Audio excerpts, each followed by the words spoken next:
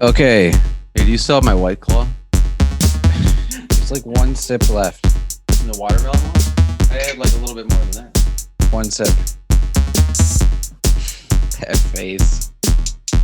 Like the only thing that's made you happy in a long time is this little White Claw. If it makes you happy, It can't be that bad. be that bad. Why the hell are you so sad? Why the hell are you so sad? Damn, Kyler Murray might have to pick. If it Kyler makes Murray. you happy. He could have close to 800 rushing yards, and that's huge. All right, so let me. I can't zoom that. I He'll can't probably do that. have like 10 rushing touchdowns again, probably. All right. And second year with Dustin Hopkins too. Bump, bump, bump. Houston is still kicking themselves over trading Dustin Hopkins. What? Bump, bump, bump. They got bump, bump, bump. They got David Johnson and a second or third round pick for a top 5 receiver in the league. And like cap space. Bump, bump, bump. Bow chicka wow wow. Don't ever try to one up me. Kirk He tried to one up me with his. Cousins. He took the bow from my song Kirk Cousins. and put it in his own song. Kirk Cousins. He thought I wouldn't notice that he was trying to one up me. Cousins. I noticed. Matt Ryan. I watched him play in college one time. Yes. One time I watched him play Live. one time. I was at the game. Who were they playing? They won. They beat Central Michigan. That's why he was at the game. Because it was in Michigan. And that was Sean at the game. Analysis. From the sideline. He doesn't go to many games, but when he does, he'll let you know about players like Matt Ryan and Ryan Fitzpatrick. Because Sean is He went to Harvard. At the game. He was mostly in the library. Sean saw Ryan Fitzpatrick at the Harvard Library studying play number 69. He was a master. Derek Carr. His brother was a number 1 overall pick. Is that a fact? Yes, David Carr. How is it relevant to the 2021 fantasy football draft? David Carr. Look it up. David Carr, look it up. He was at one time a number 1 overall pick.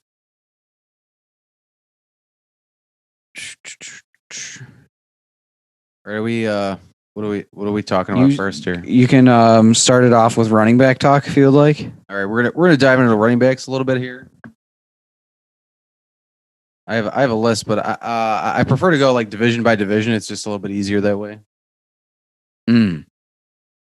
All right, so the first division I'm going to talk about is the NFC East. They have a very, very talented running back group in that division, and it's led by Ezekiel Elliott for the Dallas Cowboys. Sean, can you talk closer to the mic, please? He is returning from. He was injured, I think, for part of last year, and the Cowboys had a lot of injuries last year on the offensive line, and the quarterback got hurt in I think game 3 or game 4. So Cowboys are definitely going to be a team to watch. They're going to have a lot of guys. They're going to be hopefully healthy this year. Hopefully looking to bounce back in a big way. Elliott has been one of the top fantasy running backs in years prior.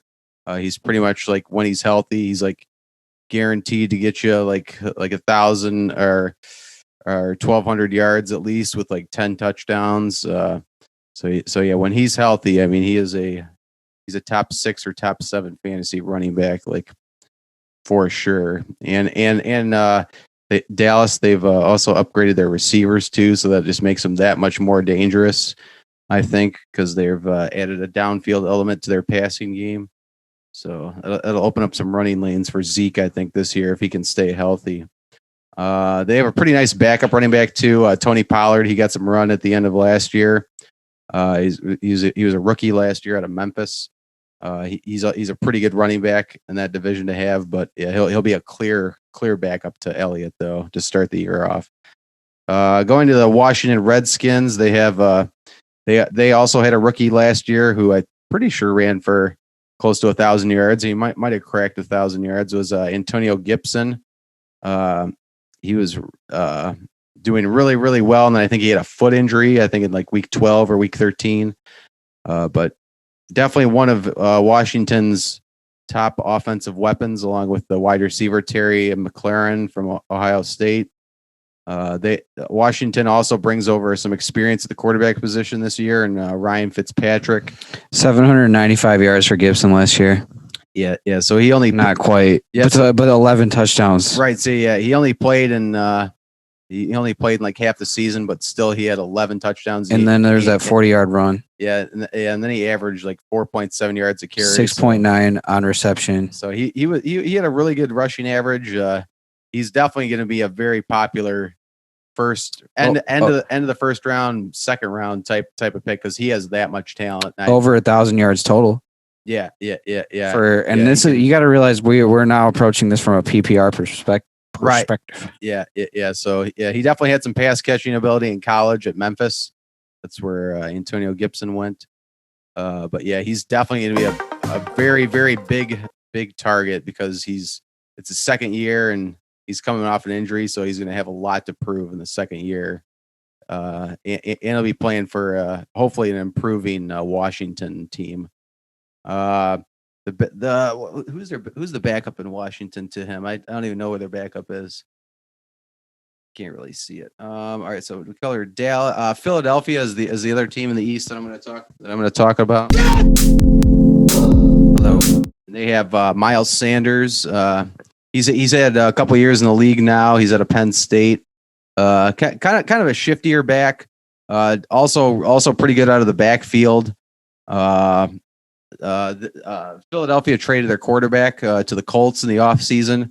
So they're going to be rolling with Jalen Hurts this year at quarterback most likely. And are you a fan or a believer of it Hoyts, don't it, Jalen? Yeah, after watching some of the tape on Hurts last year, I definitely liked his transition to the pro game a little bit more than Tua Tagovailoa. I think Tua definitely had a little bit of a nicer college career, but it's from what I watched early, I definitely thought that Hurts had, he's especially with his rushing ability. Not saying that like Tua is not like a really good athlete, but I just think. I think Hurts is going to be able to move around a little bit, kind of in like a Kyler Murray type of role, like where he's going to be able to get like 500 or 600 like rushing yards, like if they use him that way. So yeah, I mean the Eagles, if they're going with Hurts and Sanders in the backfield, they're going to have a really, really potent backfield this year if both those guys are healthy. Let's see who else. The other team in the NFC East is the New York Giants, and they're getting a running back from injury. He was out all of last year. Saquon. And yeah, it's Saquon Barkley. Saquon. And he was also out of Penn State. And Penn State's kind of had a couple top running backs. They've always had good running backs. Yeah. In the 90s, they had a few. They had Kajana Carter, I think, went to Penn State. Who was the Bears guy? Whether they pan out in the NFL is one thing, but I mean, you can pretty much count on. I mean, anyways, but Curtis Enos also was another Penn State running back that went to the pros. By the way, watching the Pollard highlights here, guy looks good. Yeah, Pollard's Pollard's solid. Primarily a power look running back, but you see that breakaway speed right here against the Vikings. Yeah. I mean, yeah, he can definitely punch it in from 20 or 30 yards. It's not like he's the when I say he's a power running back, I didn't mean he's slow and power. It's just that he has a element to be able to get you like a first down in very difficult situations from watching the tape. So and then look at this, against Baltimore. He almost ran one back there. And I think he was a return guy too in college. So I mean he's got the speed and he's got the power. And it does look like, if anything, and this is just me speaking, and I should justify this myself. How I feel is I feel like Zeke is coming down off success and he's kind of reached his peak. I think the NFL has taken a toll on him mentally and physically, and I think that by watching Pollard's highlights, that he's not just going to be going out there.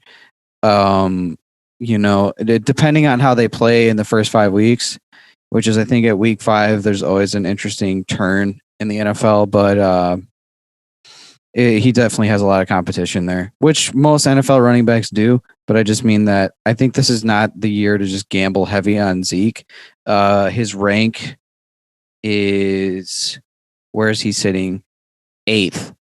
So, you know what I mean? And that's overall 10th. So, there was something I did want to touch on that we kind of overblew the quarterback position, I think, a little bit heavy last podcast. There's a reason why I think running backs go, even though the quarterbacks score the most points, is because if you take quarterback, you screw yourself kind of hard on running back if you take quarterback early. Because by the time the snake pattern goes back and forth to you, you might not get somebody that you're really comfortable starting. And then if they're injury prone, I mean, you could really screw yourself and be on waivers all year. So I think I was talking about quarterbacks, where they should go and stuff like that, and I rated them a little bit too high. If you are going quarterback, you're looking at Mahomes, and then other than that, I think you kind of stay away from that, regardless of what I originally said. Yeah, he's pretty much like Let me fix your headphones because it's bugging me. Give me your headphones real quick. He's pretty much the only one that's like a slam dunk, like first rounder. But I know a lot of people also like Allen and Murray a lot too, though. So it also depends on the league too. There you go.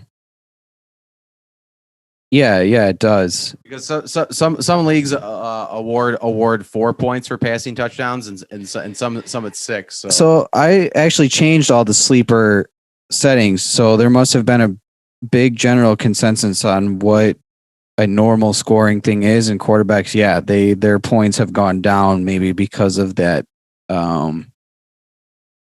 They feel it's unfair or whatever. Somebody changed the point system and made that more of the regular thing. We could do that. We just need to have a league vote.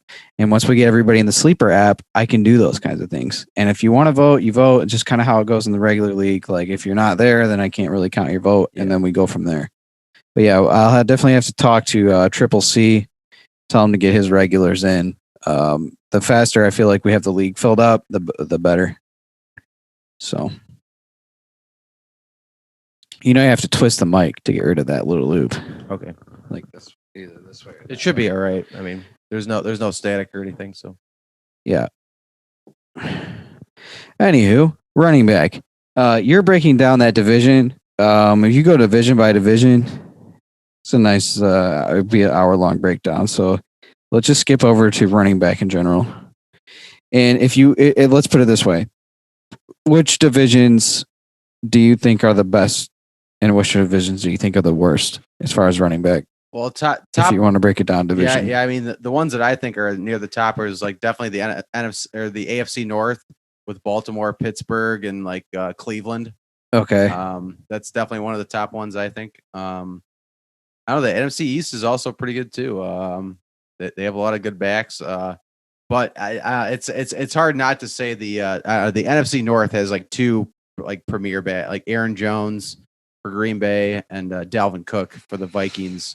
I mean, both those guys are like top 10 picks. So I had to actually bring up the thing because I have them almost memorized. In the last podcast, you were always asking me what's the 4th team in the division, and I actually knew them, but I just was kind of tuning you out, busy with what I was doing.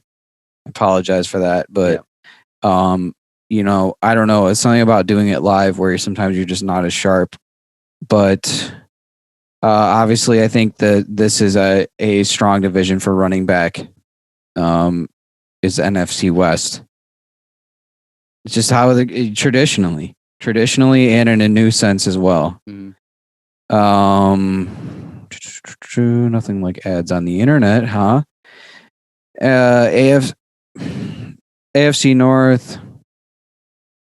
This is the one you were just talking about. Yeah. To me, in my mind, I think the AFC North has the strongest like top to bottom because like even when you think of the lowest team on that list, the Bengals, they still have Joe Mixon, and he's like He was someone we didn't really mention a lot last podcast. When he's healthy, I mean, you can pretty much count on him for a lot of points. He's definitely on some watching the fantasy mock drafts from other guys that are pros doing this supposedly and blah blah blah, like getting paid to do basically what Johnny does is analyze football. And I think that Mixon's definitely in a conversation piece right now. So that being said, I will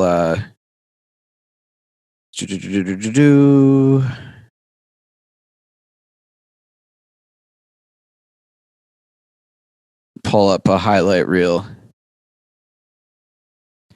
There's nothing like watching these highlight reels. I've been really doing this lately. This is how we aren't just bullshitting. You know what I mean? Yeah. YouTube's a pretty good spot to do it. NFL.com also has pretty good highlight clips. They're letting them put this up there, whether they're going to take it down at one point or not or another. I'd rather them not, because it's the easiest way for me to grab the highlights. Yeah, Mixon's a really underrated like pass catching threat out of the backfield too. Some of the other running backs, I think, in the AFC North aren't quite as good, like J.K. Dobbins and like Nick Chubb. I think they're more kind of like pure like runners. Well, Nick Chubb, I kind of disagree. I know Nick Chubb I feel like he's dual threat. I actually saw some Nick Chubb highlights of him catching the ball. I don't really know what you're basing that off of. Are you saying that Mixon's that much better of a receiver, or are you saying that you've seen Chubb drop a lot of balls, is what I'm saying? Let me look at some of Chubb's prior stats, receiving yardage. Yeah, go ahead and pull it up.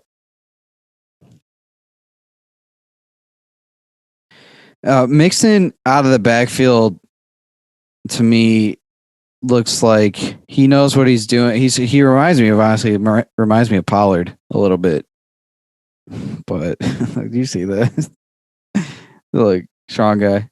Look at this clip. Yeah. So last 3 years for receiving stats. Check this out real quick. Watch the dance he does when he gets in. And then watch this fan after.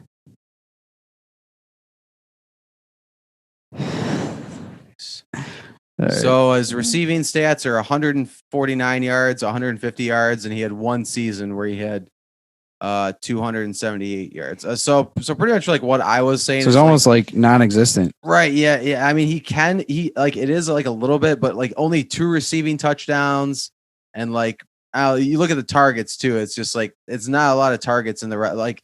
Cleveland has another guy in the backfield, and he's kind of like the main like pass catching guy. Kareem Hunt. Yeah, Kareem Hunt like can definitely catch. Maybe I had it twisted.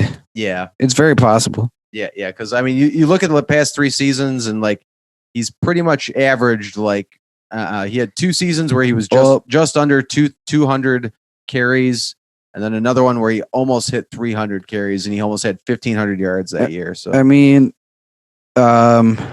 Nick Chubb, extremely secure with the football, though. Only 4 fumbles so far.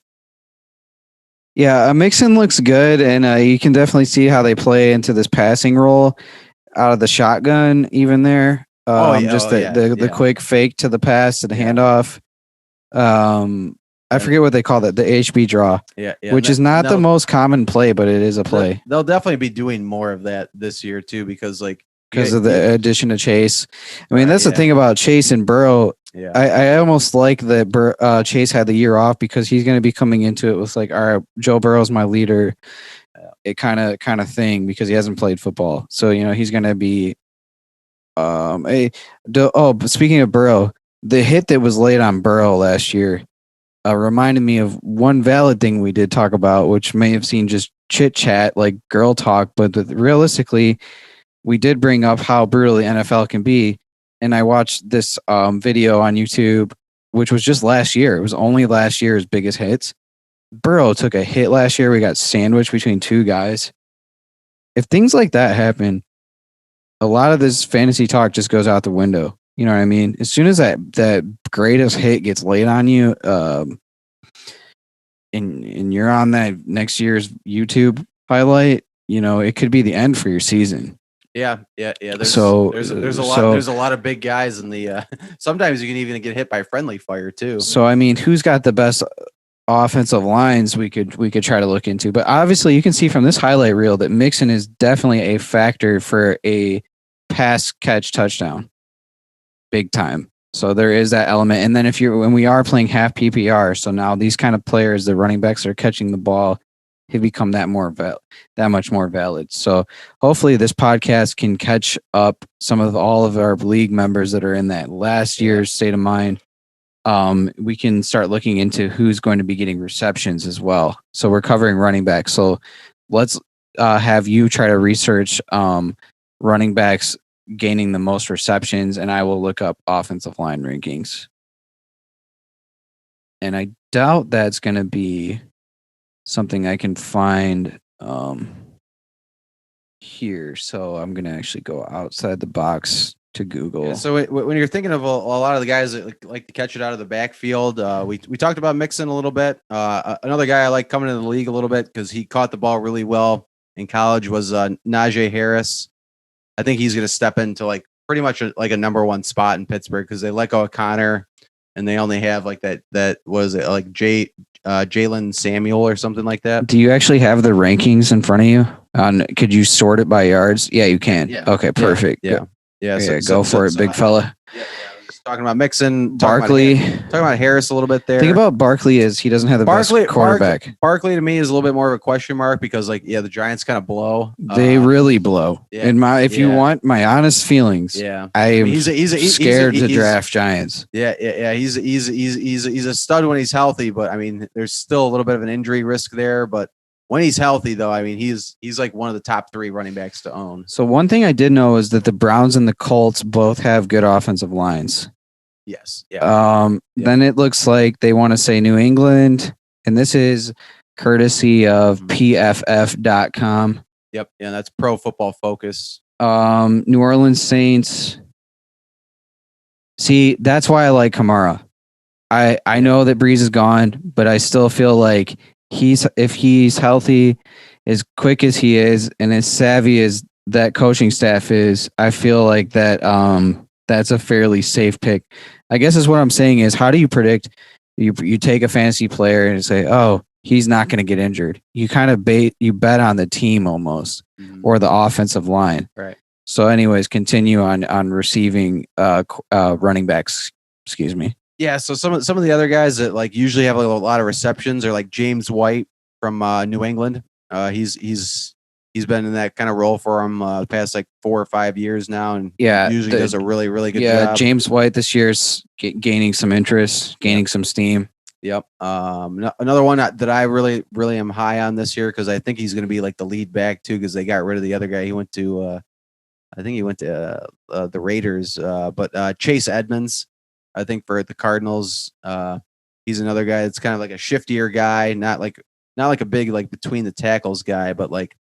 I think he's a very real threat to catch like 50 or 60 passes out of the backfield in that Cardinals offense, just because they're gonna be very up tempo. They're gonna be trying to get up and down the field very fast based on what they like to do. Yeah, he's gonna be a good one to target in fantasy for running backs if you're doing PPR. Sort it by actual receptions too?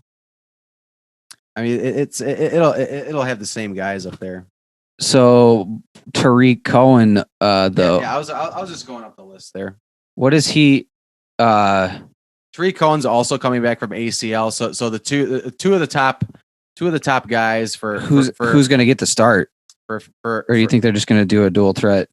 I mean, it's Montgomery's the starter for the Bears. Okay, I mean, I figured that's why it's not even a question really. And you said you like Chase Edmonds.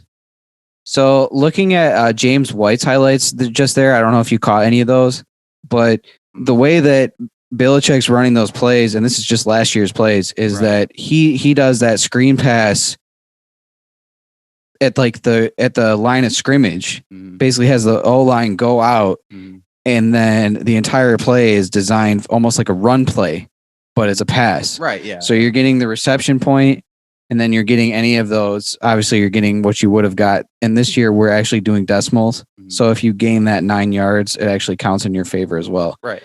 So I'm pulling up Chase Edmonds highlights too now.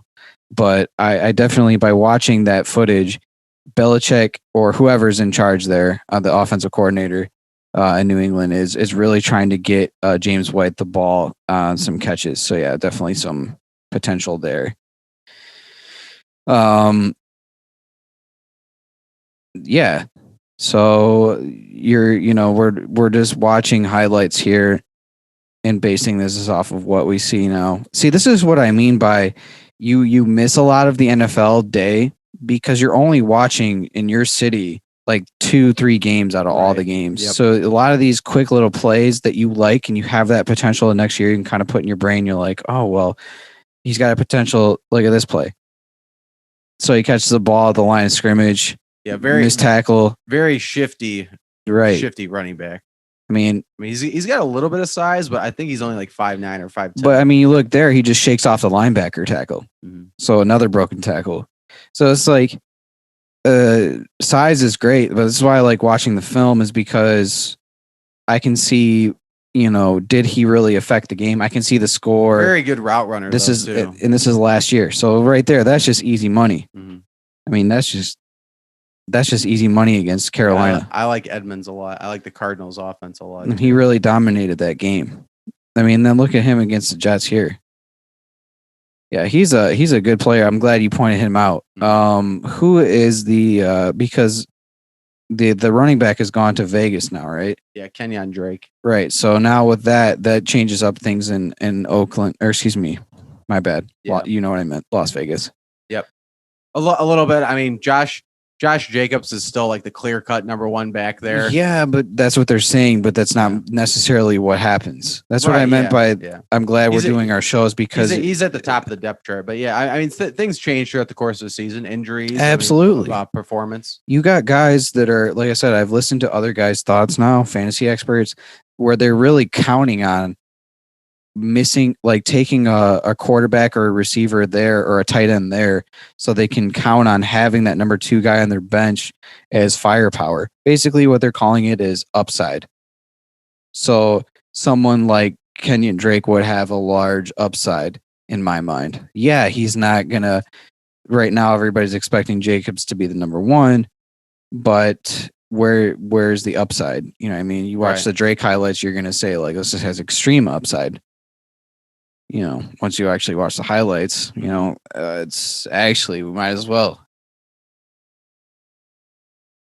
Yeah.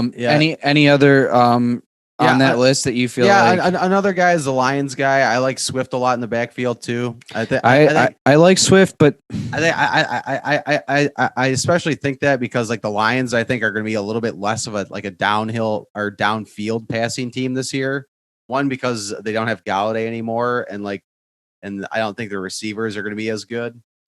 And two because that's true. Galladay leaving opens up potential for anybody else who needs to fill it. I just think the Lions passing game is going to be a little bit shorter to intermediate this year than it was with Stafford, where they took more kind of like intermediate to long range shots on the offense. Yeah, even from watching this play right here, you can kind of tell what I mean by there's no way in hell that people are going to stay away from him in the draft, Drake.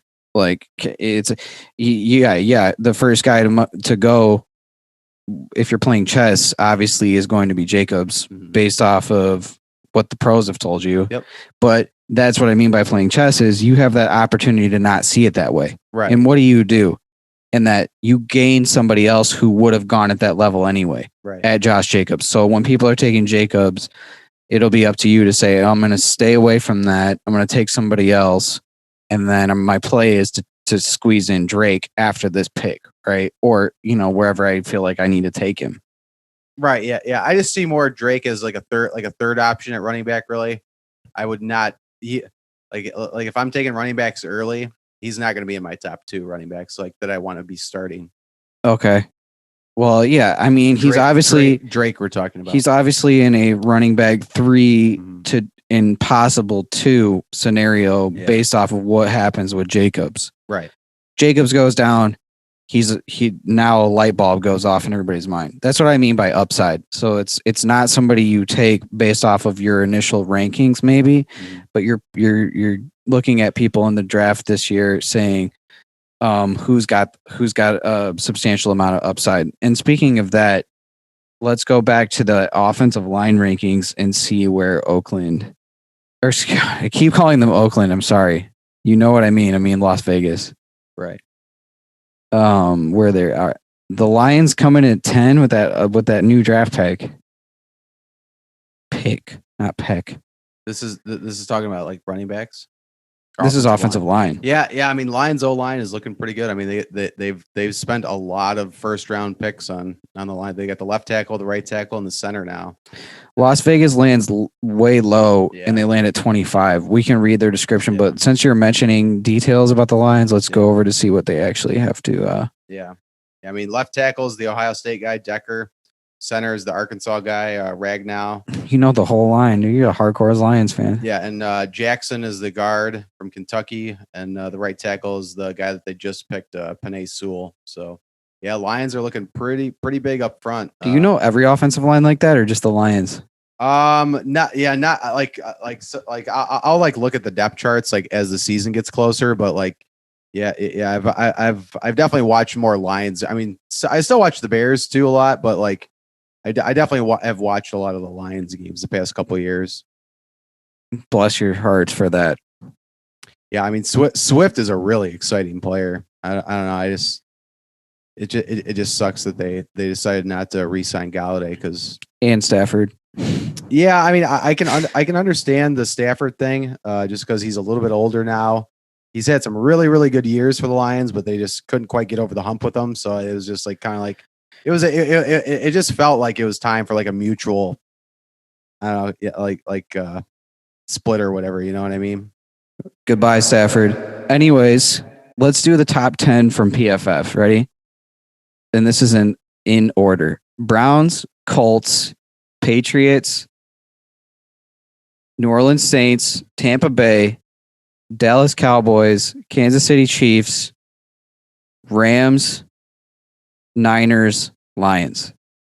So based off of that, running backs it's hard to disagree with the Browns there, because they have who do they have? I think everybody kind of remembers that from last year. At least I do. All five guys are coming back. It says they took the Alabama guy 2 years ago. They signed the Tennessee guy, Jack Conklin. He's on the other tackle side. And then they have like one of the best centers too, JC Treader. So I mean, they just have a really, really solid offensive line, especially for. It looked like they were pretty good at pass blocking, but I think it was like especially towards the run blocking side of things. Well, yeah, absolutely. With both of those guys being able to do what they did last year, I mean, the Colts I know have like arguably that's pretty much what brought the Browns to their status was their O-line last year. Yeah, that and they also have some nice defensive players too. I know everyone remembers. That's true. Everyone remembers, they really did step it up last year. Everyone remembers the trade for Odell Beckham, but they also have like Myles Garrett, who's like a defensive MVP candidate or defensive player of the year candidate, like pretty much every year. The Colts are also really good on the line. They're losing their left tackle though. They Costanzo retired, the longtime left tackle for the Colts, but they still have Quentin Nelson. I think they signed Eric Fisher, who used to be with the Chiefs, but he's coming back from injury though, so he might not be ready right away. But I mean, they also have a really good center, Ryan Kelly.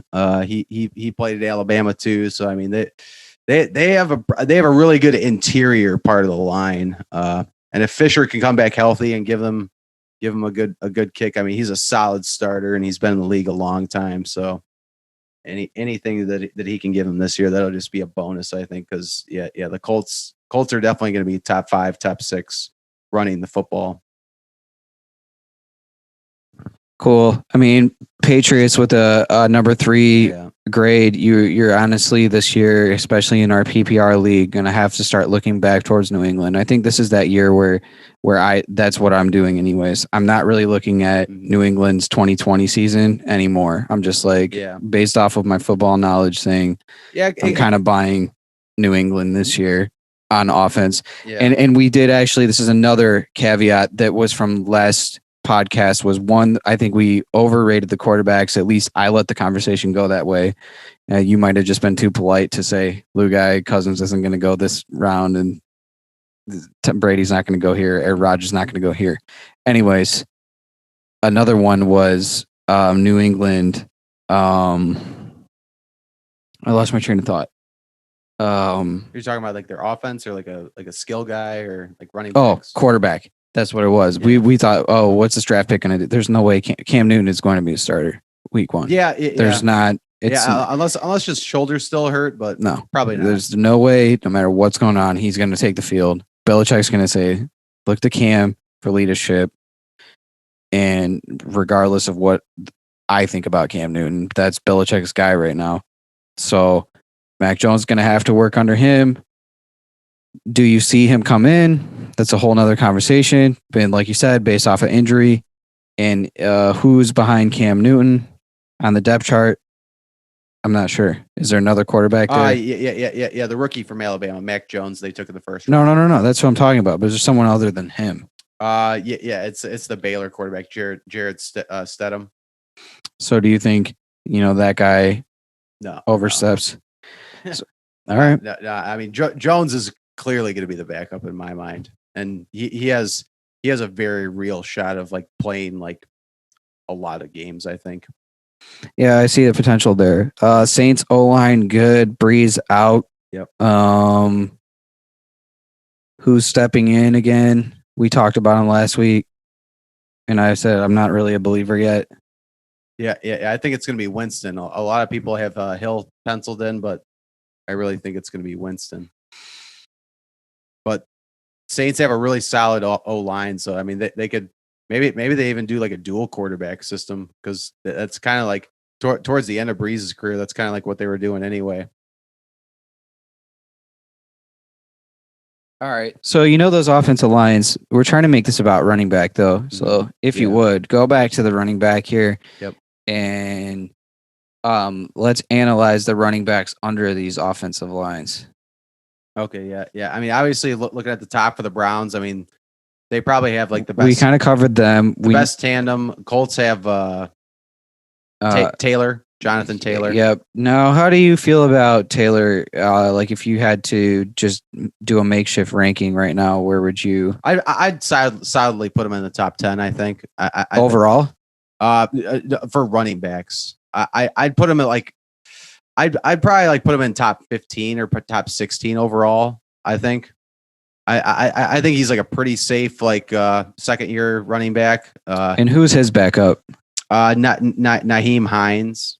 Yeah, Hines is somebody that I researched a little bit, and you got to be looking there. Hines is more of like a pass catching threat. He's a little bit smaller, a little bit shiftier. Some Derek Carr highlights. This is a great pass. But yeah, double coverage. I really like, especially with the trade that they made to get Wentz. What do you think about this guy? To get what's his name? Hunter Renfro. Yeah. Very, very, very good slot guy. Kind of reminds me of like a Wes Welker, Julian Edelman type of guy. Just very, very sure-handed. There's Waller. Very, very tough football player. He played at Clemson with Deshaun Watson, who is now in a lot of problems. Yeah. Hopefully he can play this year, because he's a really exciting player and he's a really good fantasy player too.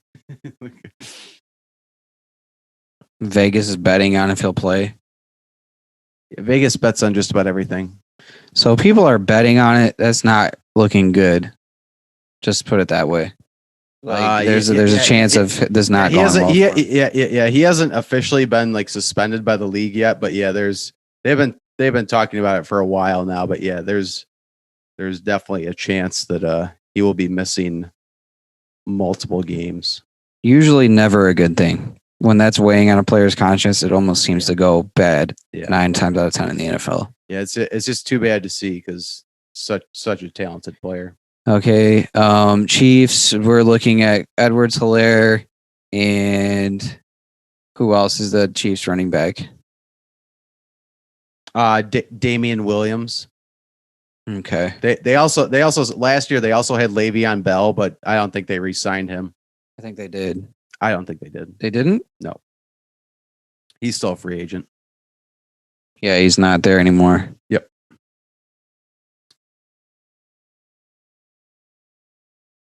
Yeah, he's toast. So crazy how quick the fire just burns out for running backs like that. Just like goes from being the best last year, even when Ben, I think, scooped him first when he went to KC. Nobody really knew what was going to happen. Mhm. People were still thinking he might have that. Anyways, I'm reminiscing. But yeah, so who else is on your running back list here? Whether they be a guy I had on my team that I kind of liked last year. He was kind of like under the radar. Was Myles Gaskin. He was a rookie last year from Miami. He's probably going to still see quite a few. How many receiving yards did he have? I think he had like 300 or 400. So yeah, quite a few, and he had almost like 800 or 900 yards. So how many receptions? If I had to guess, like 30 maybe. But I don't know right off the top of my head. But another like smaller type of guy. But okay, so his rushing stats last year. Okay, so I was a little bit under on the rushing yardage. But yeah, I mean, look, he almost had 400 yards receiving. 41 receptions. Yeah, four. So that's 41. Well, it's in our league, it's about 20 points. But and that was only in 10 games too. You see that? I did not see that, but I did know that Myles Gaskin did not play every game last year. Yeah. I just didn't know. And then we're watching his highlights here. I mean, obviously, he started the Miami run game started to kind of flare up throughout the year last year. Yeah, especially when he was in there. Yeah, and then this is once again another issue that I keep bringing up is there has to be a way to cover there has to be a way for someone to find out a way to watch all the games. Because Miami's maybe not a game that you get to catch here in Detroit all the time. You know what I mean? So, little things like that. Yeah. The one I like to watch specifically for fantasy purposes is the red zone, NFL red zone. Red zone's cool, but they only want to they don't give you all these little things that you see here, like first down runs, a 20-yard game. Right. Yeah. They're gonna show you what they want to show you. Right. It all has to tell the story about Chris Berman or whatever the hell. Yeah. It's primarily like game changing plays on the red zone or like scoring plays. So I mean, he looks substantial, but I still think by watching we've been talking about a lot of different running backs, but like I still think the Minnesota guy is just so far away from these guys. Kamara, Derrick Henry, and I'm just talking about receiving. No, we are, but I'm just saying Kamara's good at that too. At this point, we've watched a lot of highlights. I mean, I'm just saying, like, I'm not seeing that guy that I think is that potential breakout player yet. You know who's I was watching footage of was Cam Akers and Darrell Henderson. There's going to be a battle there for sure this year that we didn't really speak about. You had mentioned Cam Akers. Obviously, Cam Akers, I think he's one of the guys I could say comfortably has that potential to, just based off of random factors in the universe, could be a next guy to really take off. But at the same time, it couldn't be, and it could end up more of a Cleveland scenario where each guy finds his niche. Yeah. But and they kind of feed into each other. Sure, but I think they're both high caliber running backs, is what I was trying to say there. And then I think, do I have my O-line rankings again? I want to see where the Rams landed themselves. 8. So yeah, there's a strong pull there to be looking at both of those guys. The Chiefs, I think Edwards-Helaire, I think he's going to go round 2 in most leagues somehow, some way. It's 24 picks, and if most of them are running back, I think Edwards-Helaire is going to be there until proven otherwise. I don't know why. Please share with me why you don't like him. Oh, because I watched him a good amount last year. The Chiefs running back. I don't know. I just think, like, with the way their offense is set up, I don't know. I don't. Let me look at his stats again really quick, because I think he was hurt for some of the games. Yeah, he was. I had him last year. And out of all the players I did watch, I actually watched a good amount of Edwards-Helaire. Yeah. Let me just. And I just never. I know he's pretty good receiving, catching the ball. What about the Salvin Ahmed guy? So yeah. He had about 300 yards receiving. Yeah, I mean Edwards-Helaire in 13 games, he averaged 4.4 yards a carry and 4 touchdowns. Just as a rookie. Right. Yeah. So pretty good. Yeah. I mean, he went over 1,000 total yards. So yeah, it's pretty good rookie season. He had no fumbles either. So there were a lot of times, Sean, too, where to me Edwards-Helaire had potential. Yeah, a lot of people thought he was. To me, it's the size, though. I mean, yeah, I could definitely see that. Like people see him as like a Brian Westbrook type of back, especially because Andy Reid also coached like Brian Westbrook. But I don't know. Like for me, the thing I don't love is the size. I know he's still like 200 pounds, but 5'7" is pretty small back from the NFL. But I mean, MJD was the king of that size. Like when he was he was a little bit bigger than 200. MJD was like 215, 220. Man, he was a little bit bigger. A little bit different playing style too. I mean, I think he might have had a little bit more bite to his step than Edwards-Helaire does. But I think Edwards-Helaire, if you're watching this highlight tape with me, in this offensive system as a rookie, the football IQ is extremely high for a rookie. Yeah, I mean the year before he had like Chiefs almost won the damn Super Bowl. It was like 1,500 or 1,600 yards in college. This was his rookie year. Was the pandemic year? Right. Yeah, he was on my team. I mean, very quick back though. Quick, smart, and on a good team. Mm-hmm. So I'm gonna draft him if I get the chance. But the thing is, like you said, I think a lot of times he missed out as far as he was a rookie first off. So what he did was amazing as a rookie. But if this year he runs into what he ran into last year, is the Chiefs offense has a lot of other ways they want to score. A lot of other things on their agenda. Some days it's the Tyreek Hill show in Kansas City and the Kelsey show. So when it is the Kelsey and the Tyreek Hill show, what is one to do when they have Edwards-Helaire? You're going to need other things on your team. But and that's when he starts landing himself. And like you said, you kind of are afraid of certain factors like maybe his height, his size, but realistically, another underrated factor I think for the Chiefs is they're going to be without Fisher this year. He got hurt at the end of last year, and they chose not to re-sign him. He's like their longtime starting left tackle, so that to me has also played into it a little bit. I know they traded for another tackle, but sometimes the transition isn't as easy as one might think. No, it's definitely relevant, but still their O-line's still ranking top 10. We'll see. You don't think that they end up being one of the top 10 teams at the end of the year? I mean they got absolutely taken to the whatever they call. I forget what that term is. They got taken out back of the woodshed in the Super Bowl. Forgive me for saying this, but this is how lack of sports my life has been over the years. The guard is on the outside, the far outside, or there's at the tackle. Tackle. Okay. Tackle, guard, center. Everyone's always like, I know defensive, and I guess if I went to think about it from a defensive standpoint, because the defensive tackle is on the inside and the defensive end is on the outside, it's that simple. Mm-hmm. But I always get that mixed up. So the tackle's on the outside on the offense? Yep. You're 100% sure? Yep. I'm just kidding. Yeah, it's backwards from defense, you know. And then the tight end will line up on either side of right. I know they can go either side of the tackle. Yeah, that I know, but that was the one thing I haven't played enough Madden. That's the only reason I knew that. Yeah, you can also there's also other formations where you can have like three tackles on the line of scrimmage, like this one. Yeah, where you sub in another lineman. Yeah, as long as he's not like on the line of scrimmage. That's pretty rare. Very rare. Yeah. Usually it's only like in goal line or like short distance. Only certain teams will run that kind of formation. Right, yeah, if it's not, especially nowadays. Yeah.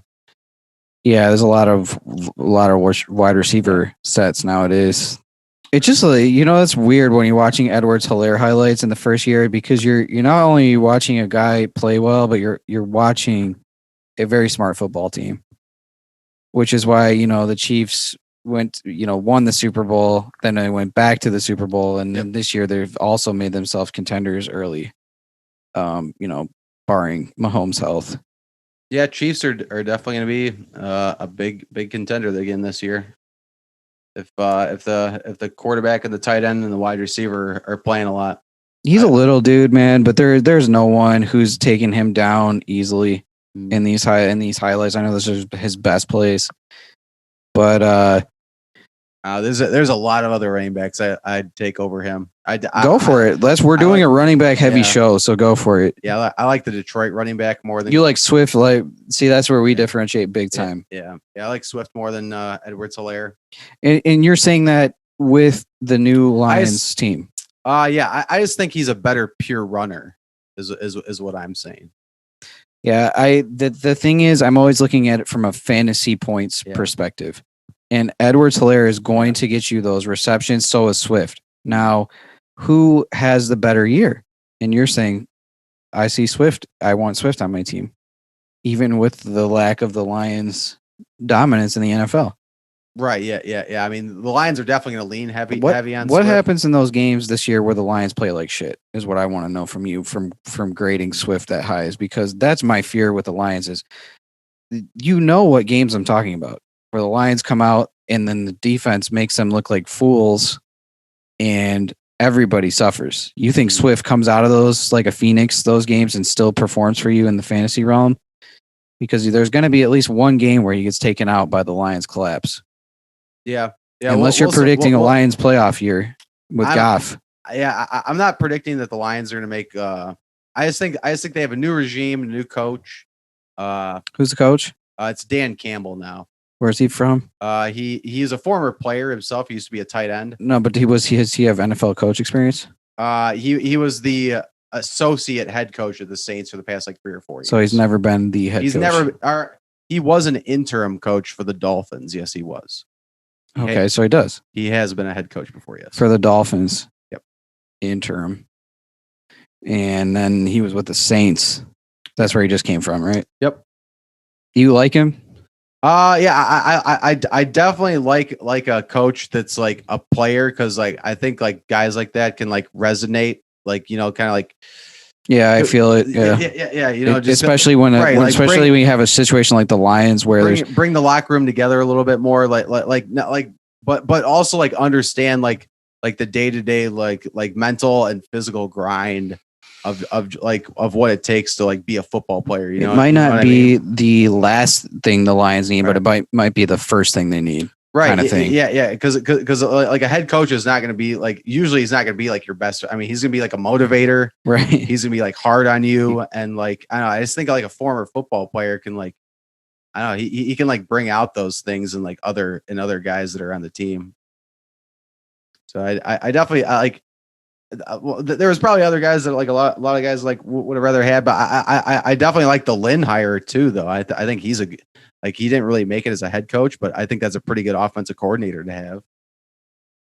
And where is he from? He was the Chargers coach for the past 3 or 4 years. Anthony Lynn. So it's a whole new fucking staff. Yeah. So I'm betting heavy on the Lions winning 5 games, 5-6 games. You know how many times I've said that, or if somebody has said that though with the Lions? My prediction this year is Swift is a 1,000-yard rusher with 1,000-yard rusher, and you're how many yards receiving? 300? Nah, yeah, I mean, I say easy. If that's the thing, I say 300 easy. I mean, his rushing yards is where he's clearly though like their number one player. There's another guy. Tight end. No, as far as the running game. I know, there's another running. Who's the other running back in Detroit? The guy that they signed from the Packers, Williams. Yeah, he's not going to let Swift just. There's no way. When you come out of the Packers offense, I actually watched his highlights. They're okay.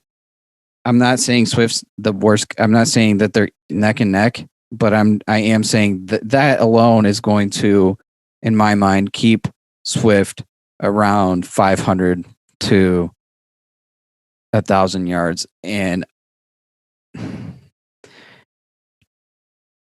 it's a coin flip where he ends up on that scale to me, because it is possible, like all these positive things you're saying about the Lions, but it also is possible that they all just somehow form together to be that negative thunderstorm kind of shit. Not a good thunderstorm, tornado warning kind of thunderstorm that the Lions put out there every year, year after year, on an organization level, on a fan basis level, and it's interesting you're bringing up the fans time in and time out, because I think that actually plays against the Lions this year. You see teams like New England get better. You see teams like the Chiefs get better. You name it. Bears, Packers, all those fan bases that are more diehard, even the Browns. The Lions, we've just been used and abused here. We are those people. So Swift could definitely be a great fantasy player, though, which sometimes does not have to do with the way that the teams finish in the playoffs or that the teams finish on the year or even the coaching staffs. It's just, are those guys fantasy, are they good on a fantasy football level? So that's why it's cool to just talk about only running backs right now. Cause I think we're getting into Swift definitely having some round 2, round 3 for sure. He's gone, I think, for sure. Yeah. Round 1, let's pull up that mock draft. You can pull up your mock. Do you have your mock draft still or no? Yeah, that's perfect. Yeah, go ahead and see which running backs were gone by rounds 1 and 2. What running backs are? Aaron Jones looks like he was the last. Excuse me, it would have been. It was all running backs besides three of the top receivers: Adams, Hill, and Diggs. So Swift, all running backs though. In this draft, when did Swift go? He went the 4th round, end of the third, or end of the 4th, right behind Sanders and ETN, which I think is crazy. Like, I there's no way I would take ETN before Swift. There's no way. I don't even see Swift. He's at the end there. So he was in the 4th round. That's the 4th. Yeah, 3rd round, 2nd round, 1st. So he was drafted at the very end of the 4th round. Yeah, I mean, so I was saying in our league, the way our league tends to go, it does seem like we're running back heavy. Yeah. I mean, people should know that we are playing in a PPR situation this year. But that even being said, it surprises me that Swift would go that late. But look at the guys ahead of him. We just talked about Edwards-Helaire, Chris Carson. Oh, this is a touch screen, by the way, as you can now tell. Another guy I really like, who's like I think he's more of a 2nd round guy, is like Dobbins. Like Harris a lot. I mean, obviously, I mean, McCaffrey, Cook, Kamara. I mean, you really cannot go wrong with those are just 3 just dynamite picks, really. For sure. So, well, those are the 3 that are going in any of these mock drafts. If you are 3rd pick, you do not have the option to get McCaffrey, and usually don't have the option to get Dalvin either. So you're left with that decision. Henry or Kamara or Barkley? But most people are going to be leaning Kamara Henry based off of the Giants crud. Yep. And is what I think Barkley was a little bit higher up towards the beginning of the summer, but we're now starting to get closer to the fall. We're like, Giants have some serious issues going on. Yeah. So I think, and then with that O-line that we just mentioned, that we were talking about, is the Saints have a good O-line regardless of everything else. Now, where do the Titans land? We're middle of the pack. I was going to say it's probably middle of the pack, right? So decent O-line in Tennessee. Not the worst, not the best. So I think you definitely see Henry, and then Barkley's left for you around 5-6. Then you want to say, okay, do I take Chubb? Because once again, Cleveland's O-line is really, really, really good. Eckler and Akers go, but like I said, there's a play there. And then Jacobs going. I think Jacobs went a little bit high in my mind here. I'm a fan of J.K. Dobbins over Jacobs, and I'm also a fan of Edwards-Helaire and Carson over Jacobs. I'm just not a fan of taking. I've had Jacobs before. Mm-hmm. I mean, there was a point where when Jacobs was in this 2 years ago or 3, I don't know exactly how many years ago, but when he was really a beast, and I still think he is, but I don't think it's that same That's how quick the fire is going out. It seems like with running backs nowadays, or it can. He's still only in his third year, though. I think. Right. So it hasn't been that many years, but I'm just saying it wasn't last year where you had that. I think Jacobs has just as much ability as like any of those guys at the top. He just hasn't really like proven it over a couple seasons yet. Well, I mean, then the thing is though that Oakland O-line is not ranked very high. Yeah, so that's another thing that's holding them back a little bit. Let's go over that. Some of the worst O-lines are the worst O-line here is the Giants. Yeah. So Barkley, red flag there. Yeah. Panthers, you never know. Cook and Kamara might be a better pick. Yeah. What we're doing here with this podcast is we're bringing our ideas. It's best to be fucking honest, regardless of what you think the rankings are. That's why I think next McCaffrey is also getting a new quarterback this year. It's going to be Sam Darnold, who's with the Jets the past couple of years. So that having a new quarterback also like really, really affects like. Oh, absolutely. Even the right off to the handoff. Right. Yeah. Or right down to the handoff. Excuse me. Yep. But yeah, the Dolphins are rated very bad. Steelers. And Jets and your Bears. So those are the top 5 worst offensive lines, and even the Vikings. So sometimes it's not the O-line that makes running back, is what I'm finding out by those stats. Whether things have changed from last year to last year, I wasn't reading the details on the Vikings.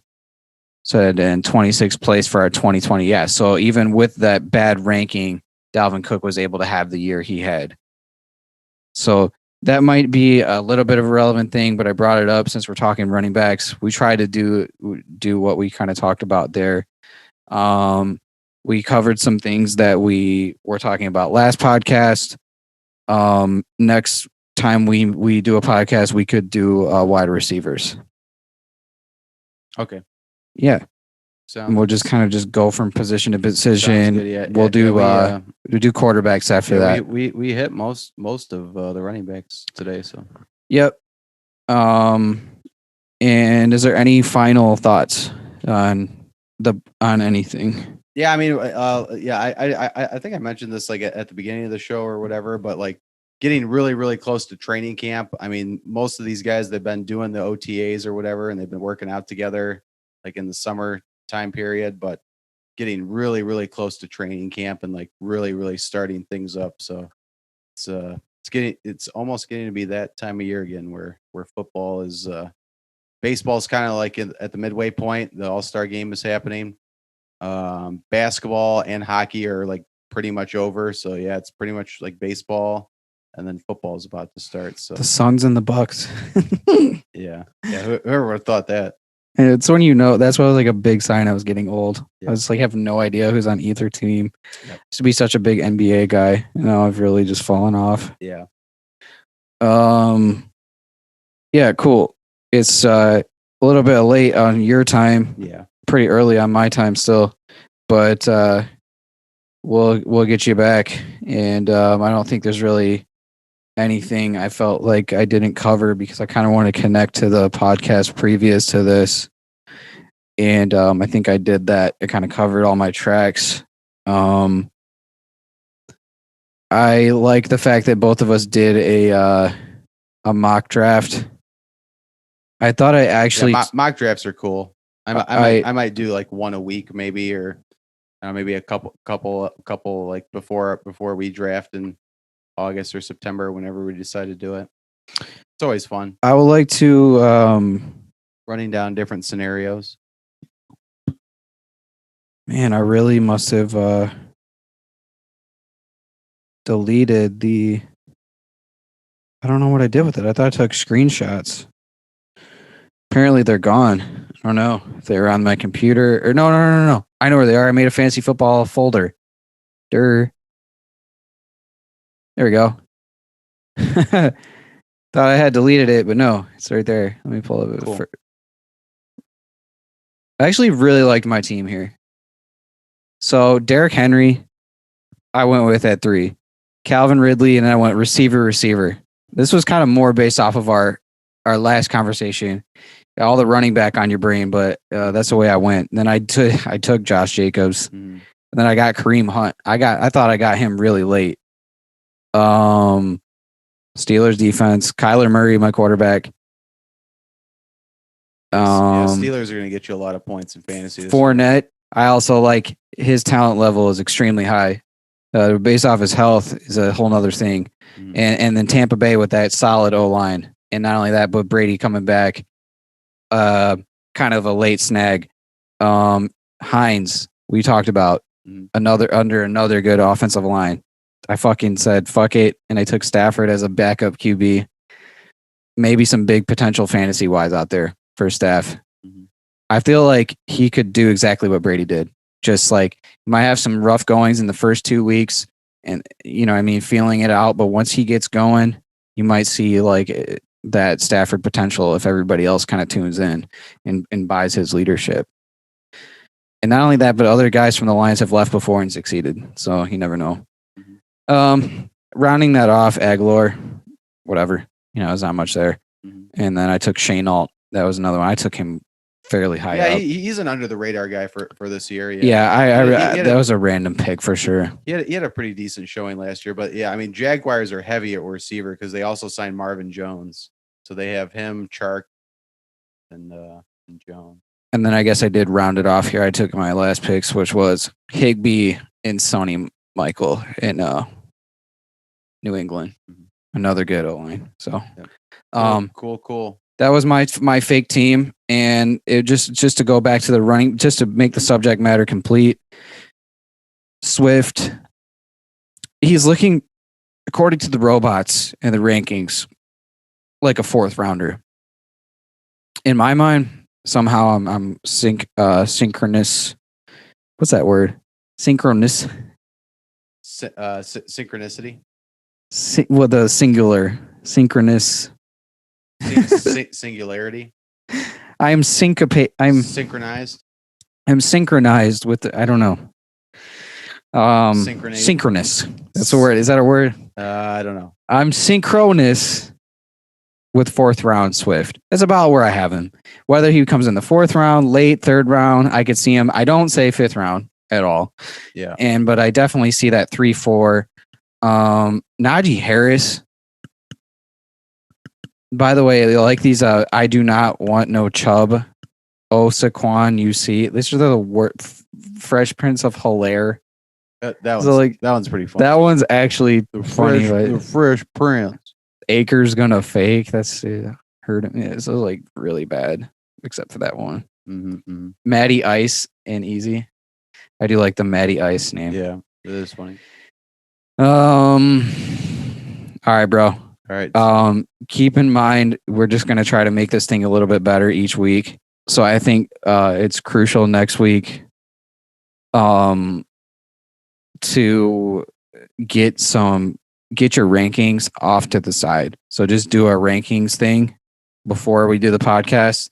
Get your receiver highlights watched, your sleepers, get your favorites.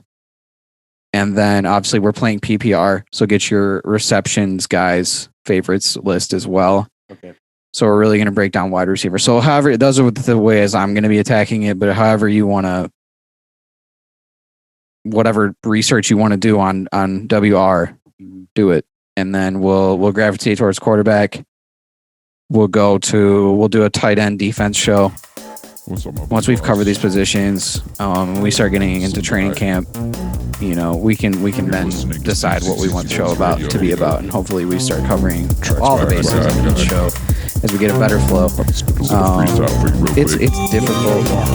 I think the biggest step we need to make is stop making small talk about the league and about our lives and what game we went to and whatnot, and just give people the facts. I'm probably the worst for that, and I apologize. And hopefully we can go take showers. I don't front. I don't lie like that guy. We do things. Invest in stocks. All right. See y'all later. Low. Me in the gold mask, you already know. He a bitch. Yeah, I don't snitch. And I throw touchdown passes like I'm a. Like something. I don't even know. I got this fucking flow. Kick it with me, you already know. Lonely kickers. Your mom's a She's in the fantasy football. and screw you, Triple C. I hope you burn and bleep. Just kidding. Love you, Tate. No, I don't.